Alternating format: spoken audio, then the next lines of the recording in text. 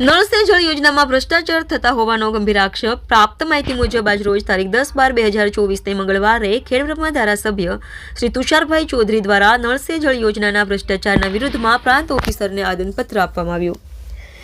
ખેડબ્રહ્મા પોશીના વિજયનગર તાલુકાના ગામડાઓમાં નળ સે જળ યોજનાનું વ્યાપક ભ્રષ્ટાચારના વિરોધમાં આજરોજ સર્કિટ હાઉસથી રેલી સ્વરૂપે કલેક્ટર કચેરીએ પહોંચી ખેડબ્રહ્મા પોશીના વિજયનગર ધારાસભ્ય શ્રી તુષારભાઈ ચૌધરી દ્વારા પ્રાંત ઓફિસરને આવેદનપત્ર આપ્યું હતું.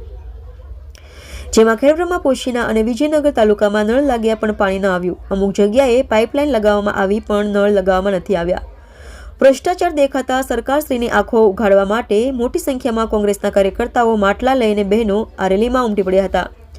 અને જો સરકારશ્રી અમારી માંગણી પૂરી નહીં કરે તો ગાંધી ચિંધ્યા માર્ગે ઉગ્ર આંદોલન કરવામાં આવશે તેવું ધારાસભ્યશ્રી દ્વારા અને ત્રણેય તાલુકા પ્રમુખ અને શહેર પ્રમુખ દ્વારા જણાવવામાં આવ્યું હતું. તેમાં ખેડબ્રહ્મા પોશીના અને વિજયનગર તાલુકામાં પાણી ના મળતા ઉગ્ર જનતામાં રોષ જોવા મળ્યો હતો અને બહેનો દ્વારા માટલાઓ ફોડવામાં આવ્યા હતા અને હાયરે સરકાર હાય હાયના નારા લગાવવામાં આવ્યા હતા.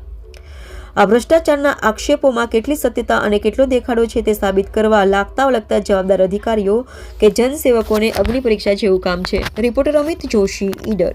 યોજના અંતર્ગત ખેડબ્રહ્મા વિધાનસભા મત વિસ્તારના ત્રણેય તાલુકામાં લગભગ 250 કરોડ કરતાં વધુ રકમનો ખર્ચો સરકાર દ્વારા કરવામાં આવ્યો છે.